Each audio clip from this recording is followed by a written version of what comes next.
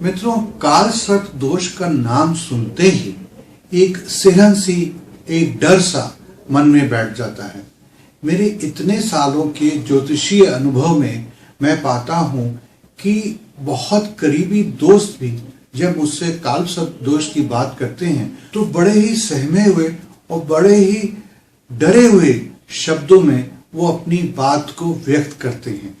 तो काल सर्प दोष में ऐसा क्या है कि लोग आज भी डरे हुए हैं और कुछ गलत किस्म के पंडित इससे बहुत पैसा कमा रहे हैं। दोस्तों, काल सर्प दोष को लेके हर व्यक्ति कोई ना कोई भ्रम में जरूर है।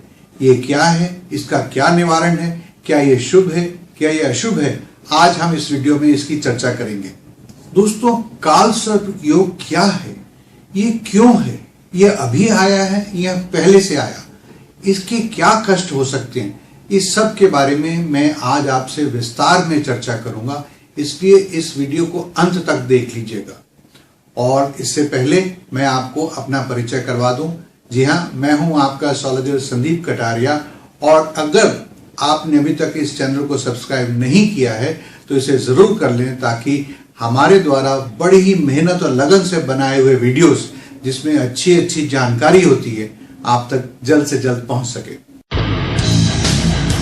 तो आइए हम बात करते हैं कि कहां से आया काल सर्प योग। दोस्तों, काल सर्प योग पहले से था, हमेशा से था। महर्षि पराशर और वारामरी जैसे प्राचीन ज्योतिषियों ने भी अपने ग्रंथ में इसके बारे में उल्लेख किया है। तो भाई ये है क्या? एक कुंडली में जब राहु और केतु के बीच में सभी ग्रह समा जाते हैं तो उसे काल सर्प योग कहते हैं। अगर बड़े ही स्पष्ट शब्दों में बात की जाए तो ये एक तरह का ग्रहों का कॉम्बिनेशन है, एक खास योग है जिसे नकारा नहीं जा सकता है। मूल रूप से काल सर्प 12 किस्म के होते हैं। पहला अनंत काल सर्प योग, दूसरा कुलिक काल सर्प योग, तीसरा वासुकी काल सर्प योग, चौथा शंखपाल काल सर्प योग, पांचवा पद्म काल सर्प योग, छठा महापद्म काल सर्प योग, सातवां तक्षक काल सर्प योग, आठवां कारकोटक काल सर्प योग, नवां शंखचूड़ काल सर्प योग, 10वां घातक काल सर्प योग, 11 विषधर काल सर्प योग, 12 शेषनाग काल सर्प योग। तो जैसा कि आपने देखा कि ये जो 12 काल सर्प हैं, ये इनके नाम विश्वविख्यात सर्पों के नाम पे आधारित है।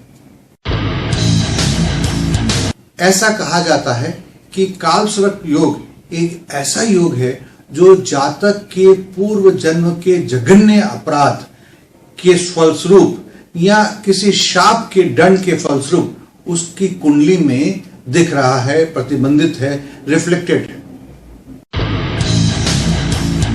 ज्योतिष में ऐसा माना जाता है कि काल सर्प दोष एक व्यक्ति के जीवन में बड़ी रुकावटें पैदा करता है।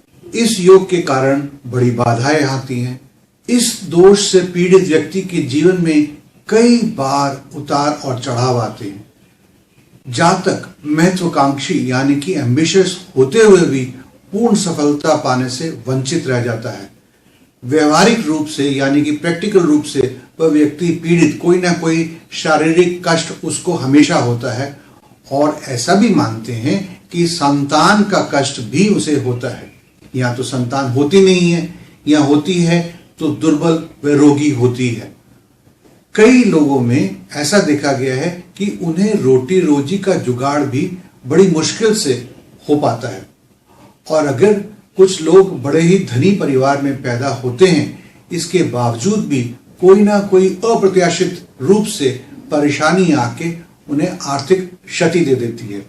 मित्रों, मेरे कुछ दर्शकों ने बोला है कि आप बहुत मुश्किल हिंदी बोलते हैं, तो लीजिए मैं बोलता हूं कि एक वेल्दी फैमिली में पैदा होते हुए भी व्यक्ति को अनएक्सपेक्टेड प्रॉब्लम्स आ जाती हैं, जिससे कि फाइनेंशियल लॉसेस होते हैं। और तो और कई तरह के रोग भी उन्हें परेशान करते हैं। प्रिय दर्शकों, इस चीज को मैं बहुत जोर देके आपसे बार बार अनुरोध करूंगा कि काल सर्प दोष अगर किसी की कुंडली में है तो उस व्यक्ति को या उसके परिवारजनों को डरना नहीं चाहिए। यह तो आपकी कुंडली में एक योग है, यानी कि आपकी कुंडली में ग्रहों की एक पोजीशन है, जो पोजीशन अगर कुछ रिक्वायरमेंट्स को मीट करती है तो उसको काल सर्प योग कर देते हैं। परंतु ये याद रहे कि एक व्यक्ति की कुंडली में काल सर्प दोष और दूसरी व्यक्ति की कुंडली में काल सर्प दोष दोनों को एक जैसे परिणाम नहीं देती है। ये निर्भर करता है कि बाकी ग्रहों की स्थिति कैसी है, बाकी ग्रह कितने मजबूत हैं या कितने कमजोर हैं, आपकी ग्रह दशा क्या चल रही है, आपका गोचर कैसा चल रहा है और कुल मिला के आपकी कुंडली कितनी मजबूत है, आपकी दशा कौन सी चल रही है, इत्यादि इत्यादि। इसलिए काल सर्प दोष से भयभीत होने की बजाय किसी अच्छे ज्योतिषी के पास जाके अपनी कुंडली का विश्लेषण करवाएं और आगे क्या हो सकता है या क्या नहीं हो सकता है उसके बारे में आप जानकारी लें, ताकि जो भी कदम उठाने हैं वो आप उसको उठा लें। धार्मिक ग्रंथों में राहु को अधिदेवता काल और केतु को प्रत्यब्धि देवता सर्प माना गया है, इसलिए पूजन अनिवार्य है।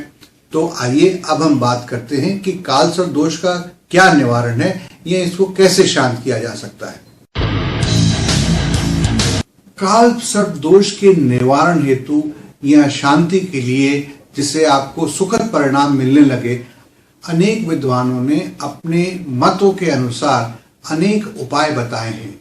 यदि आप या किसी व्यक्ति को आप जानते हैं जो काल सर्प दोष से पीड़ित है, तो नाग पंचमी का दिन सर्वश्रेष्ठ है।